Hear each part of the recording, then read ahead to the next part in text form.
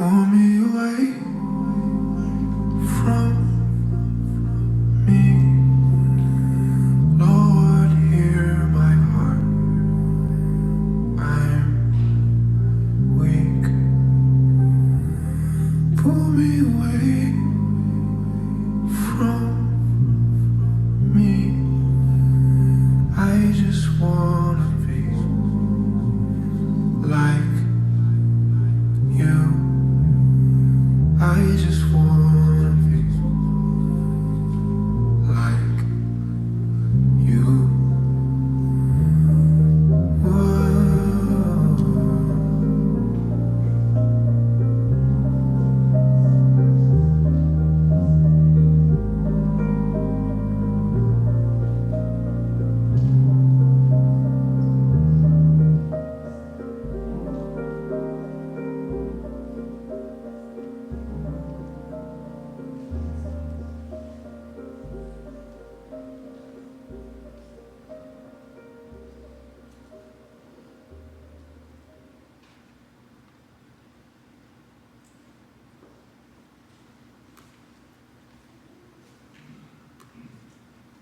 Good morning. Good morning.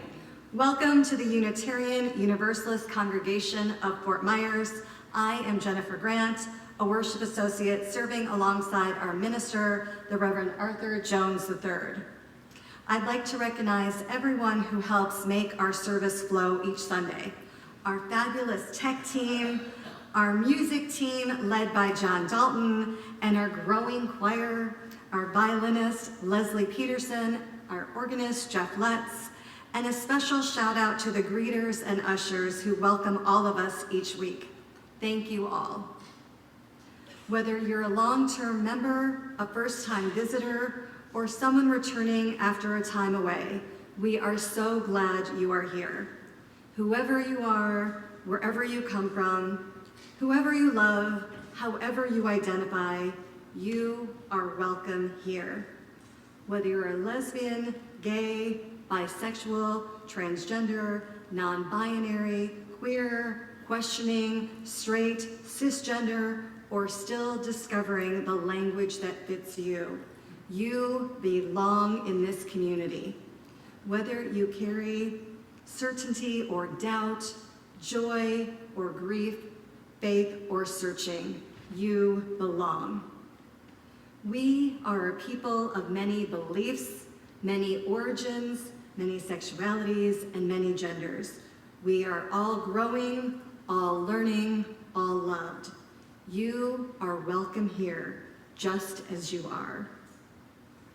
If you are a guest or feeling new to the congregation, you are invited to complete a connection card found either in the lobby or in the chat box online, or when you came in at the welcome table. I'd also like to invite you to visit our Right to Read library located to the left as you exit the sanctuary. Our non-cash community sharing partner is the South Fort Myers Food Pantry Coalition. Our congregation can help by providing canned foods and other non-perishables and/or volunteering on Mondays. Together, we gather in the sacred space to honor something too often overlooked, ourselves. Self-care is not selfish, it is a spiritual practice. It is the way we nurture our minds, bodies, and spirits so that we may live fully, love deeply, and show up for the world with courage and compassion. In this community, we support one another, tending to our own well-being, recognizing that by caring for ourselves, we also care for each other.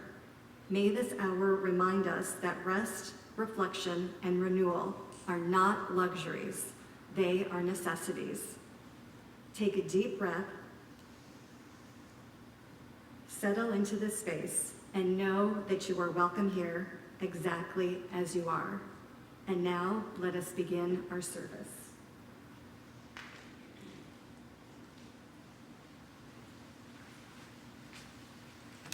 For those of you who do not know me, I'm Reverend Arthur Jones III, the minister here at UUCFM. Grand Rising, greetings and peace be with you. I am very pleased to be serving alongside our worship associate, Jennifer Grant, this morning. Thank you, my friend.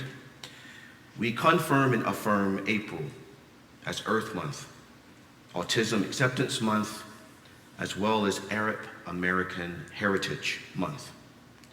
With no partisanship intended or implied, we pray for the leaders of all nations, especially the President of the United States, for the citizens of all nations, for the sovereignty of all nations. We uplift all members of our armed forces and their loved ones whenever they are serving and or deployed. We hold close all casualties of war or unrest anywhere and everywhere. As always, we eagerly await that glorious day when peace will prevail. I bring to all of you here at UUCFM warm wishes, love, and peace from our fellow congregants at UU Sarasota. I had a lovely visit there to teach and preach last Sunday, but there's truly no place like home. If you are physically present today, welcome home. If you are virtually present, welcome home. Whichever the case may be, welcome home. Let us go forth in our worship service together.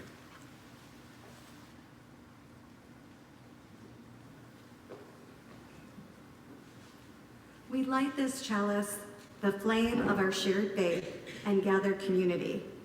In the sacred light, we are reminded that care for the spirit is not separate from our spiritual life.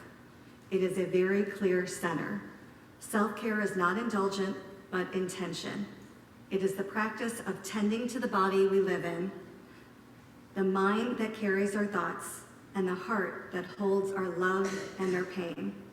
May this flame remind us that we are not meant to run endlessly without rest, nor to give without renewal. Like the chalice that must be tended so its light can shine, we too are called to pause, to breathe and restore ourselves. May this time together be a space of gentleness and grace, where we remember that caring for ourselves is one way we honor the sacred within us all. Please rise in body and spirit as we state our covenants. Love is the spirit of this congregation, and service is law. This is our great covenant, to dwell together in truth and to seek truth and love, and to help one another. Thank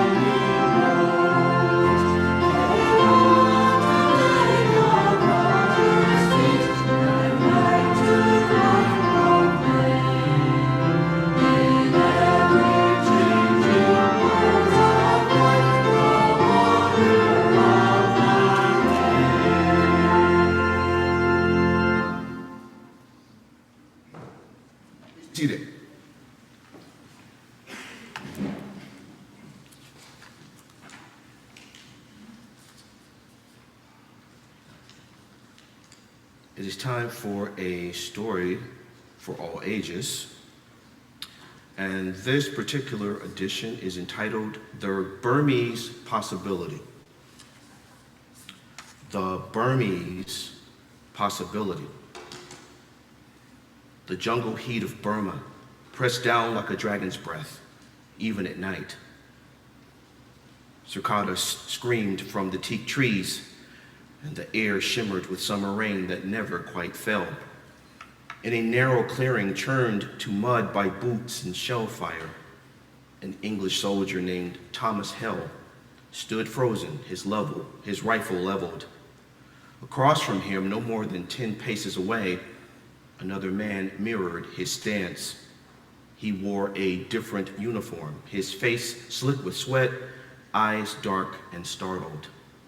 A Japanese soldier. 2 rifles, 2 fingers tightening on triggers. The whole war balanced on a heartbeat. Smoke drifted low, turning the sun into a dull copper disk. Thomas could hear his own pulse, louder than the distant artillery. He had been trained for this moment. Act first, then survive. Live to fight another day.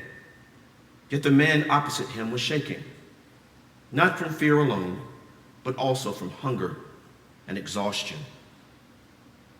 Bright yellow eyes, mud-caked boots, a human being, not a silhouette on a map. A shout echoed somewhere in the jungle, then faded. The clearing fell silent again. The other soldier's rifle wavered. He glanced down, just for a second, at a photograph tucked into his breast pocket, half visible.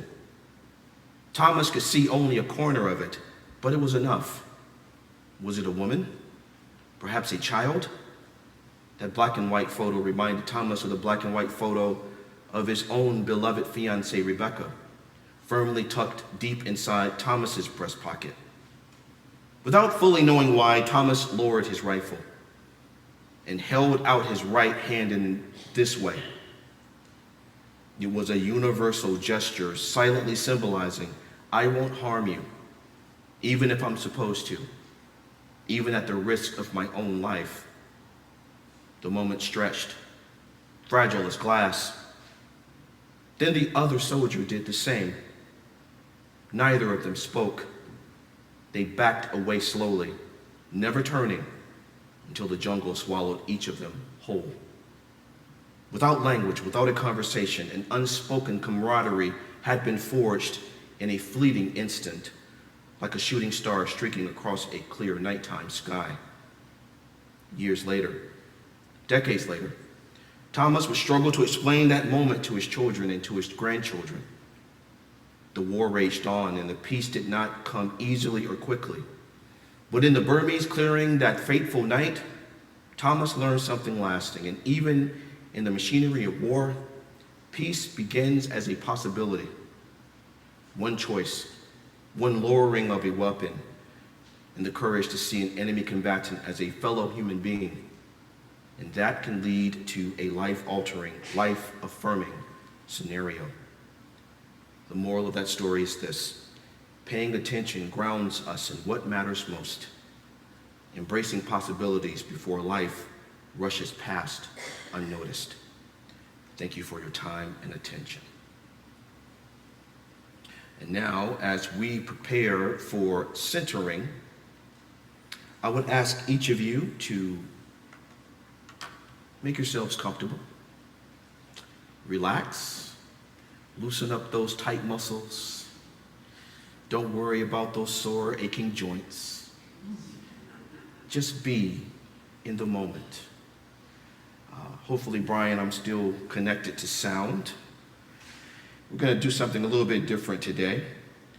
We are going to actually have a sound file that is a healing vibration.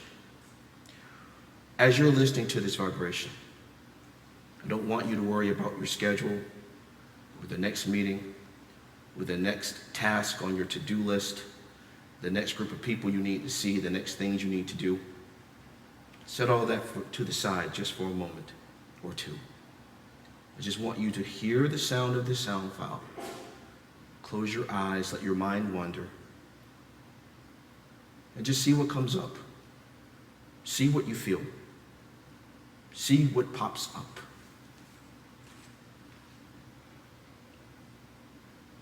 Two minutes of peaceful, glorious meditation begins right now. Let's talk about one of them. And of course, the commercial pops up. Here we go.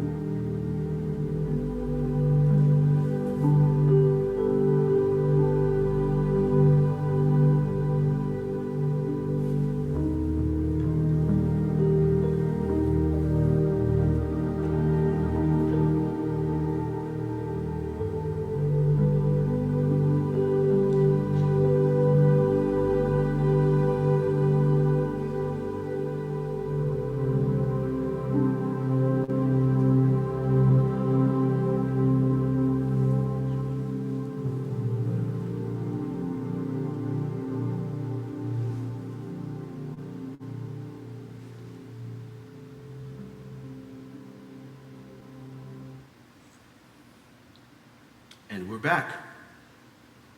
Open your eyes. Give yourself a morning stretch. Return to the here and now. Hopefully, you feel ample joy, ample hope, ample love, perhaps ample energy. It is my fervent hope that you feel renewed, restored, rebalanced. From those blissful places, it is time once more to pass the peace. Look at your neighbor. Get up, shake a hand, give a high five, bear hug somebody.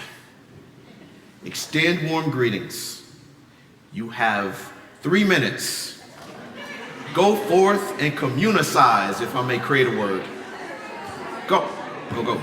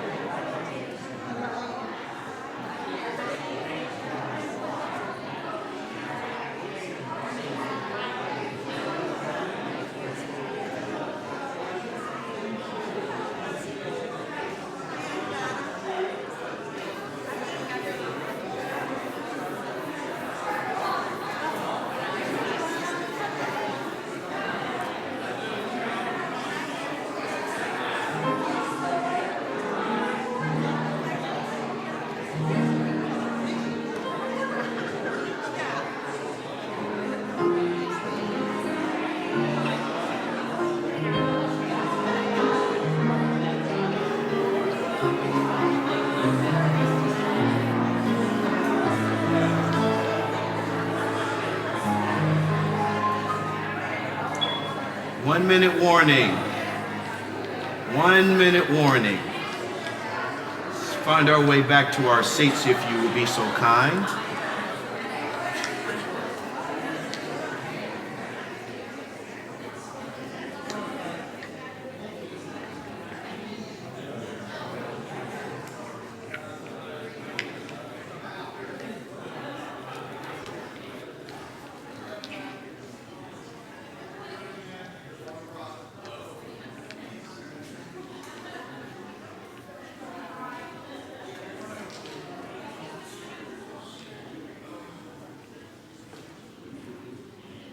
You know, it is my understanding that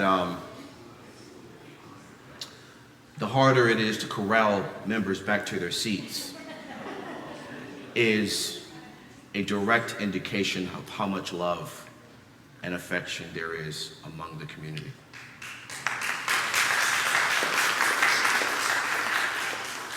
Trust me, I've been in places where passing of the peace is that long. So, that never gets old. I'm always happy to see that love and that affection be expressed visually for all to see.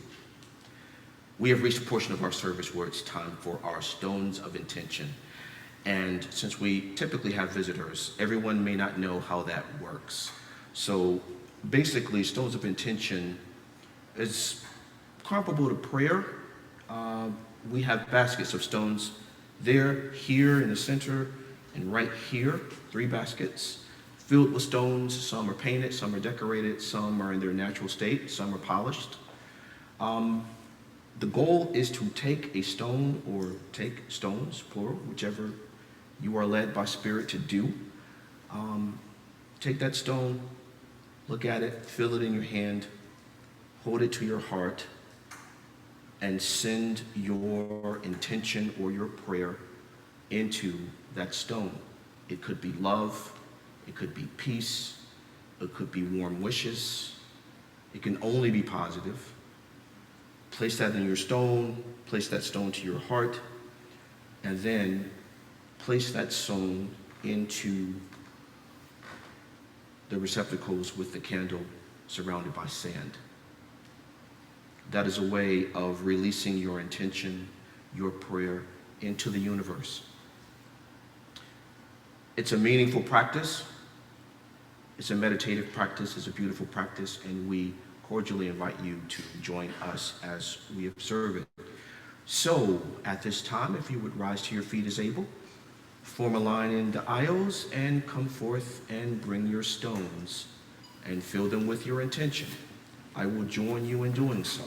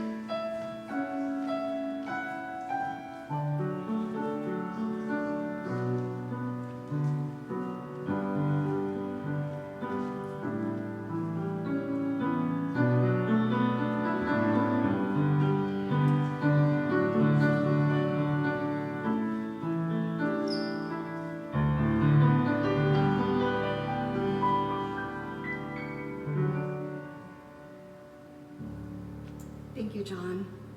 And I will have Reverend Art place a final stone connecting all of our wishes, our hopes, joys, sorrows, and celebrations into one loving community.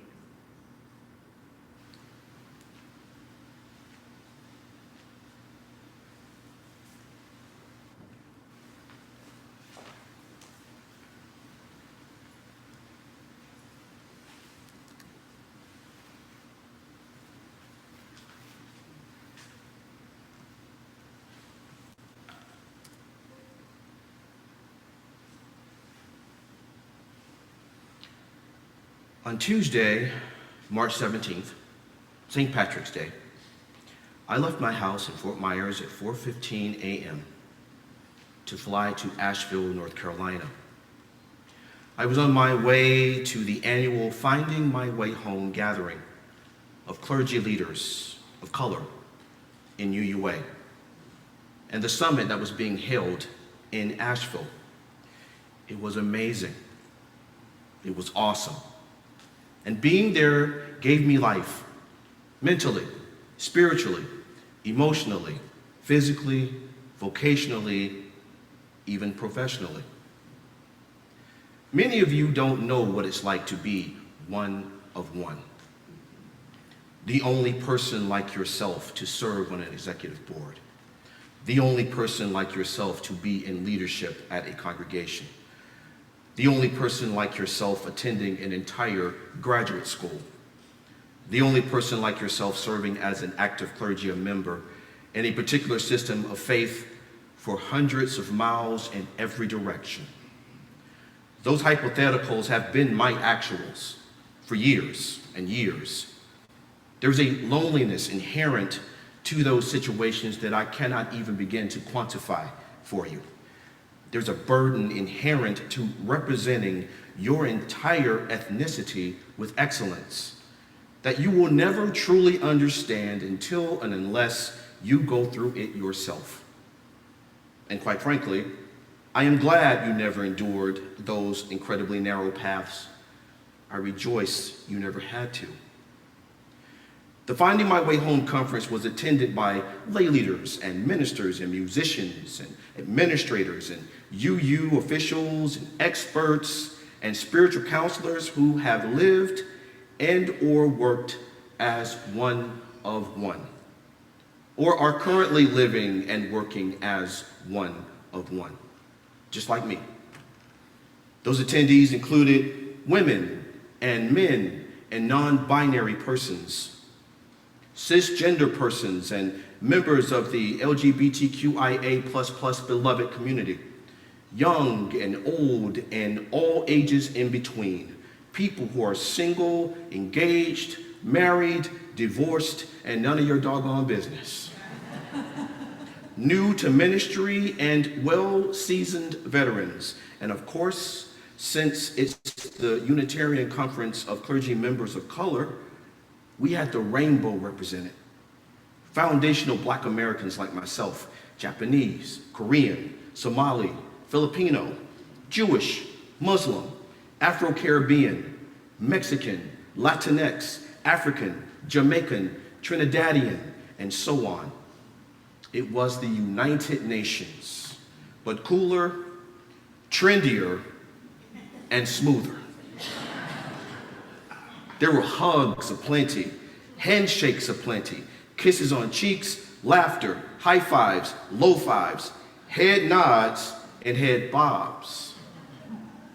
We broke bread together, danced together, sang together, brainstormed together.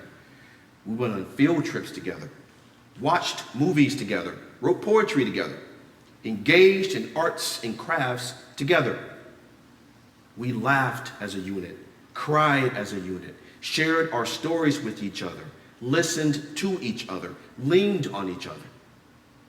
We worshiped together, sang hymns together, played instruments together, read Bible verses together, heard sermons together.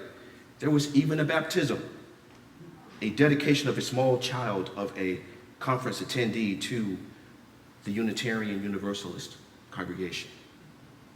I cried during that congregation, a lot. Tears of joy, tears of salvation, tears of freedom. We meditated together. We did affirmations together. We even had certified mental health counselors on site throughout the conference, just in case someone there needed healing, in case somebody there needed help processing something. Oh yeah, God's name was invoked freely, as was Allah, and Gaia, and Mother Nature, and Goddess, and the Supreme, the Divine, the Celestial One, the Universal One, Waymaker, Breath of Life, the Almighty, the Light, the Source, Love, and so many more. Some of us even fasted while we were there, in unity and common cause with our Muslim sisters and brothers who were observing Ramadan at the time. The planners of this joyful gathering literally thought of everything in advance. I've attended many such church conferences over the past 16 years, and they have all been more or less the same. Every waking moment was planned out for you with or without your consent. One size was fully intended to fit all. From 7 a.m. to 8 was breakfast. From 8 to 9 was morning worship. From 9 to 11 was lecture number 1. From 11 to 11:10 was your bathroom break. From 11:15 a.m. to 12:15 p.m. was a breakout session. From 12:15 to 1 p.m. was lunch, and so on.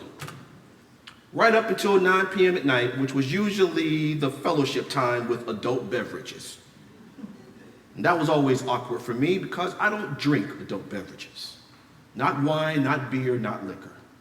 So during the liquor and conversation time, I would have to nurse my high C, fruit punch, or my Pepsi and pretend I wanted to be there. Nobody considered a block of time to call your spouse or your significant other to ask them how their day went. No one considered that you might have baby scones at home and that you might want to FaceTime them before they go to bed because you love and miss them. But finding our way home baked all of those considerations into the cake. Whenever it is next year and wherever it is, I will surely have my face in that place.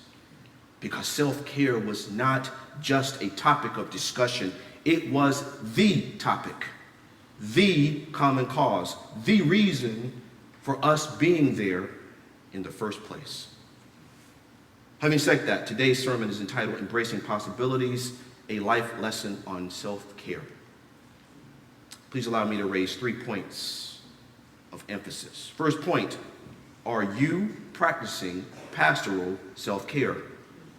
If not, why not? And if so, how so? It's not easy being you. Praises to you and respect for you for making it look easy, but I know it's difficult.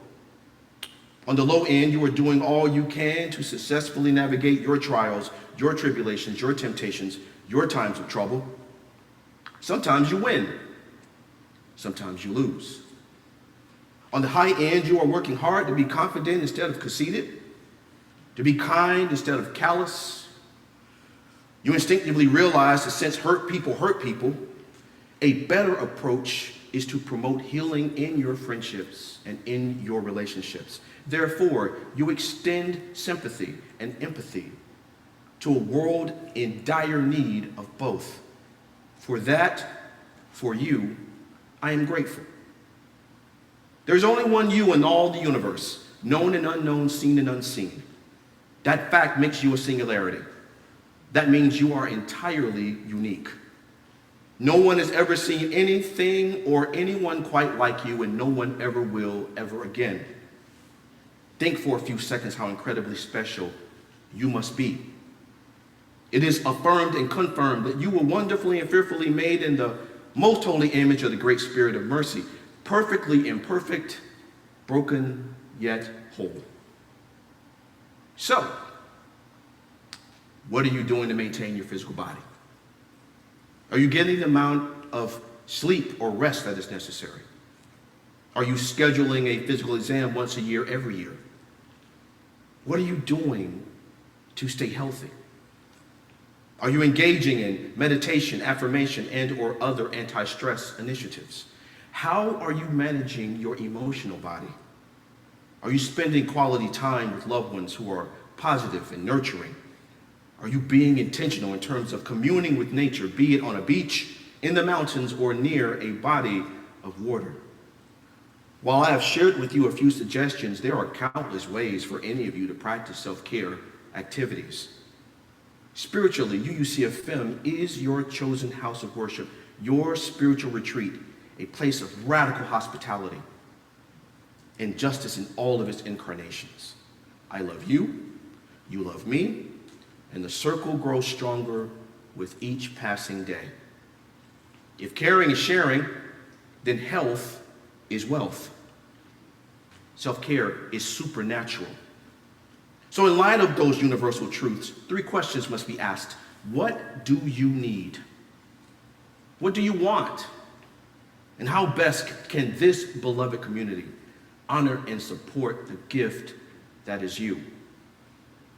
Second point, am I engaging in best practices as it relates to pastoral self-care? What are my joys?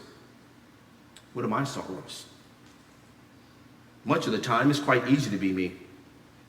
I love being a spiritual care chaplain for Hope Hospice / Chapters Health Systems. I love being the minister here at UUCFM, although that comes with challenges. I am blessed with an amazing family. My parents are still alive, still together, and still in love after 65 years of wedded bliss. I live here in Southwest Florida, a land of ample sunshine, lots of blue skies, and year-round warmth. We are surrounded by beaches bordering the Gulf of Mexico, so there's plenty of sand and sea and surf for everyone. Thanks be to the divine, I am healthy and happy. Now, I freely admit to my emerging dad bod. I have a joy, a food pouch, a bit of blubber in my midsection that needs to be addressed. As a longtime trumpet player, I had an 8-pack dating all the way back to my preteens, right up until I didn't.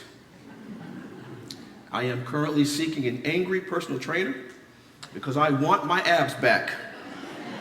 So if you know of one, please let me know. Then again, there are days when it's not so easy being me. Such as when I turn on the news to see and hear about a natural disaster or an act of war or yet another mass shooting somewhere, resulting in death, destruction, and despair. As a recovering journalist, it's hard to be me on those days when it seems that democracy here in America appears to be in a death spiral, circling down the drain because too many American billionaires would rather have democracy replaced by meritocracy, autocracy, kleptocracy, or some strange combination therein. It's hard for me on those days when too many pastors and too many houses of worship and too many municipalities preach hatred instead of harmony, preach grievance instead of grace, and preach division instead of deliverance. Whenever any clergy leader anywhere teaches false doctrines, it reflects poorly on all members of clergy, including me. That makes me mad. That makes me sad. In times of crisis, congregants and friends and neighbors sometimes come to me in hopes that my position somehow grants me a higher degree of divine knowledge, a blessed assurance, if you will. But usually I don't have an explanation for the bad things that are happening in our world, in our county, in our state, or in our community. I simply don't. I wish I did. Not only am I equally confused in those instances, I am actually more confused. Because while I am certain that the Supreme is up to something at all times in all scenarios for our good, I have no idea what that something is, or when or where and how that something will be revealed to us. I am a huge proponent of pastoral self-care, and I practice that concept as often as I can, as fully as I can. I am well aware that in order to be there for someone else or anyone else, I must first be there for myself. To help others, I must first help myself. Therefore, I have intentionally made my areas of personal interest my avenues of self-care. I love to cook and bake. Therefore, I do all the cooking and all the baking at my house. I love to clean. So I clean my house and the cars. And while I'm doing so, I'm also thinking about new ministries, writing future sermons in my head, or otherwise mentally coming up with possible solutions to issues. Detailed cars and a clean house are added bonuses. I enjoy making new friends and maintaining already established friendships and working relationships, because ministry leadership can be both lonesome and lonely. Those connections help keep me in community. I thoroughly enjoy traveling and encountering new people and new environments while being exposed to new cultures and new societal norms. All that newness enriches me as a person and helps me appreciate my own background and my own culture that much more. I am very far from perfect. I am broken, just like you, just like all of us. But there is beauty in my brokenness. There's beauty in our brokenness. There's joy there, love and understanding there, growth opportunities there, and potentials for unity and deeper community there. Without a test, there is no testimony. And without brokenness, there is no discernible path back to wholeness. Self-care is a superpower. The late great statesman and freedom fighter, Nelson Mandela, said it best: a saint is a sinner who keeps trying. Perfection is not our goal. Perseverance is. No to hubris, yes to humility. That brings me to my third and final point. Self-care could and should organically lead to community care. Individually and collectively, we possess the power to bring new meaning, new relevance to the phrase, the World Wide Web. We are all interconnected, interwoven, and intertwined. This reality is a realm, a tapestry, a plane of shared existence created and lovingly maintained by the Celestial One. At the end of the day, all that truly matters is family. Those we are related to by blood, yes, as well as those we willfully choose as our family members. The true phrases that pay are thank you, I love you, I miss you, I'm thinking about you, I forgive you, how can I help, and I'm sorry. All those phrases promote healing. Those phrases are foundational to any and every community. They promote love, joy, unity, peace, purpose, and welcoming. We are, all of us, standing in the need of prayer. Each and every one of us wants to be loved. Each and every one of us needs to feel seen and heard and valued. But charity starts at home and spreads abroad. Since love is contagious, let it begin with us. There was a daily dose of call and response at Finding Our Way Home in Asheville. That occurred every night and every morning. Here's an example. At night, an organizing leader there would say, good people, I have a question. If tomorrow morning you want to spend the day with us in community, but you are so very tired, what you gonna do? The crowd would immediately respond in unison, I'm going to stay in bed and rest. The organizing leader would then smile, nod, and say, I know that's right. First thing in the morning, the next morning, a different organizing leader would say, beloveds, I have a query. If later this morning you want to go with us on the various field trips to downtown Asheville, but you're preaching Sunday morning, and you haven't started writing your sermon yet, what you gonna do? The crowd would immediately respond in unison, I'm going to my hotel room and write that sermon. That organizing leader would then smile and nod and say, correct answer. That was life-giving to me. That was game-changing for me, because self-care was not only being talked about, preached about, and thought about. No, it was being actively encouraged by everyone. Self-care was being modeled for everyone to see and for everyone to emulate for themselves. In conclusion, what if our churches and congregations all did the same thing? What if our schools and colleges and graduate schools did likewise?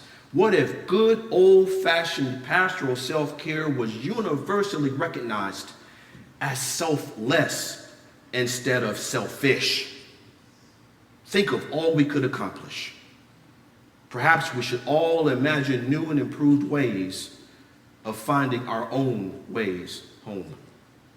Namaste. Blessed be.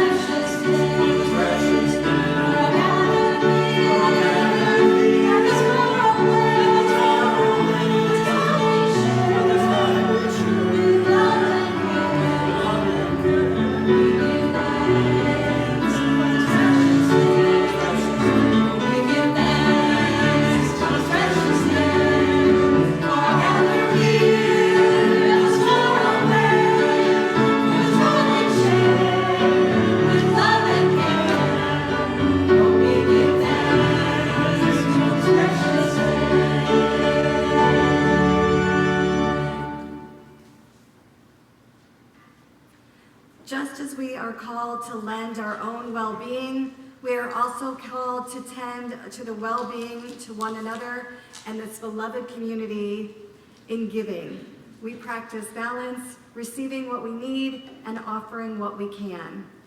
Our gifts are not only financial, they are expressions of our gratitude, of hope, and of commitment to a community where we are all encouraged to rest, to heal, and to be whole. April's cash sharing partner is Planned Parenthood of Southwest and Central Florida. The mission of Planned Parenthood of Florida is to provide affordable access to comprehensive sexual and reproductive health care by offering excellence in clinical services, empowering through education, and driving change through dedicated advocacy. You can determine where you would like your funds to be designated by indicating on your check or envelope. There's a space for UUC or the community sharing partner. All loose funds in the collection will be donated to our sharing partner. And if you don't already have an envelope and you wish to support UUCFM's congregational programs, envelopes can be found at the end of the pews. Unmarked envelopes will be designated for UUCFM, loose funds for Planned Parenthood of Southwest and Central Florida. As we give, may we remember that sustaining this shared home is also an act of care for ourselves, for each other, and for the world we are helping to shape. All gifts are received with great gratitude.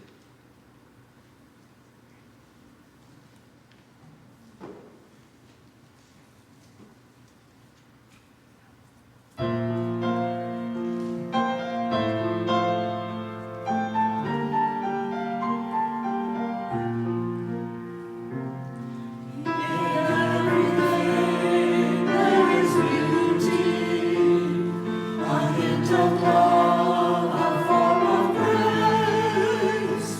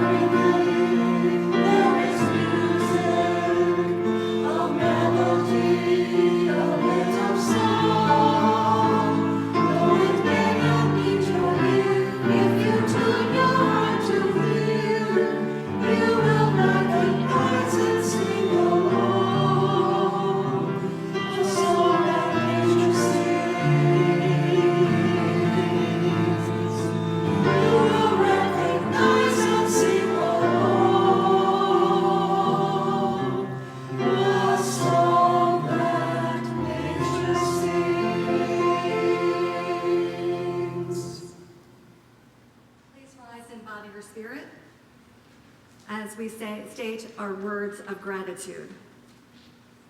By the work of our hands and the work of our hearts, our love is made real. May we be grateful for all that is given and grateful for all that is shared. And now please join me in stating our words as we extinguish our chalice. We extinguish this flame, but not the light of truth, the warmth of community, or the fire of commitment. These we carry in our hearts until we are together again.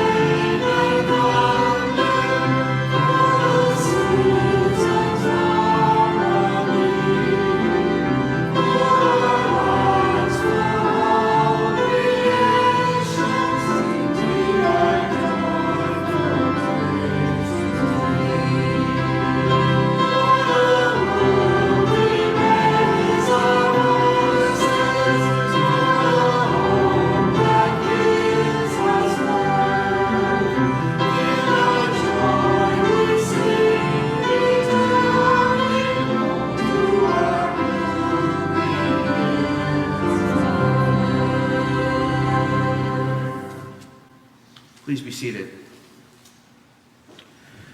Now it is time for something we do once a month. Every third Sunday is a most joyous time for this community, a most joyous time for this congregation. It is New Member Sunday.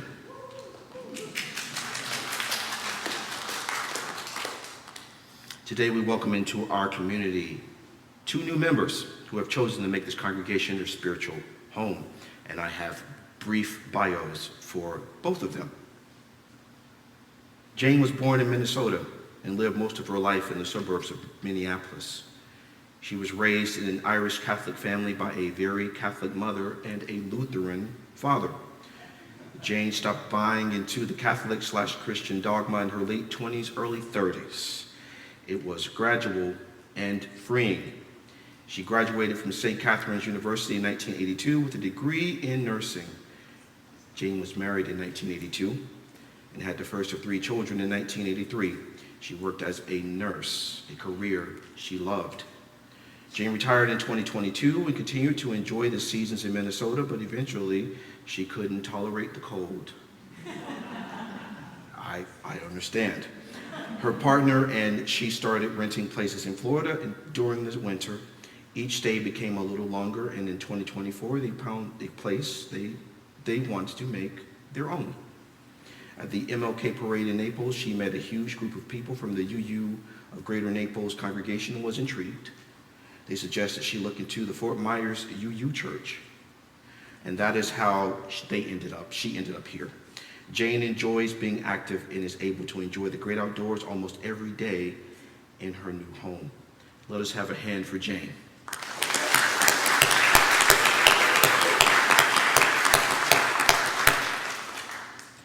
Donna was raised in Highland, Indiana, and went to Iowa State University. She has two daughters, Wendy and Tracy. She has been selling real estate since 1972 and has a property management company as well as real estate sales. She moved to Cape Coral in 1998, where her parents had retired. She now has 4 grandsons, 2 in Oak Park, Illinois, 1 at the University of Florida, and 1 in Cape Coral who will be leaving for the Army soon. Donna was raised in the Presbyterian Church and has always believed in God, but had trouble with the Bible stories. Again, I understand. Her daughter and family live in Oak Park, Illinois, where the Unity Temple, UUC, was built by Frank Lloyd Wright. She is very interested in all of Frank Lloyd Wright's work, and even her Cape Coral home is a glimpse of prairie style. She looked up the UUA principles and thought, this is what I believe. And then she found UUCFM and loved it from the first Sunday. She feels as if she has found a home. Let us welcome Donna.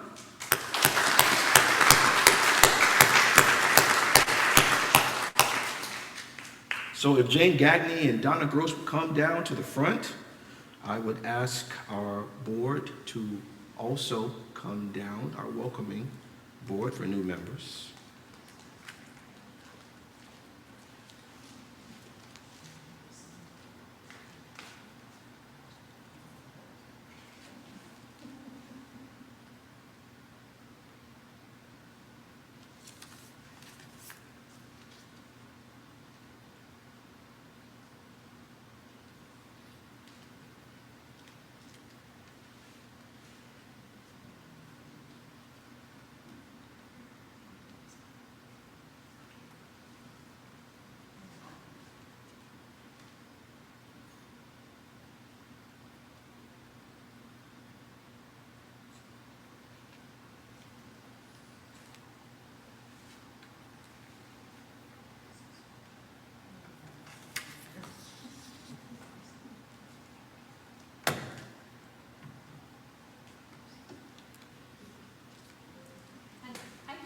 Thoroughly think out this process because I'm slightly incapacitated.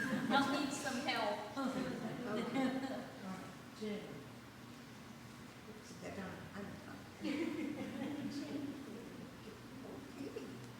I stones of intention. Welcome both. Thank you.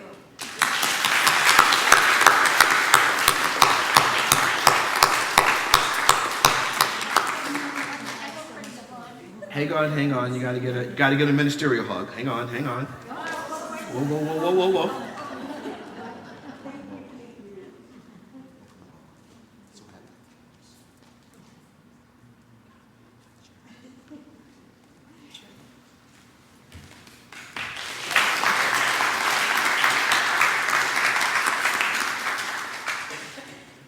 Ganya is the proper pronunciation of Jane's last name.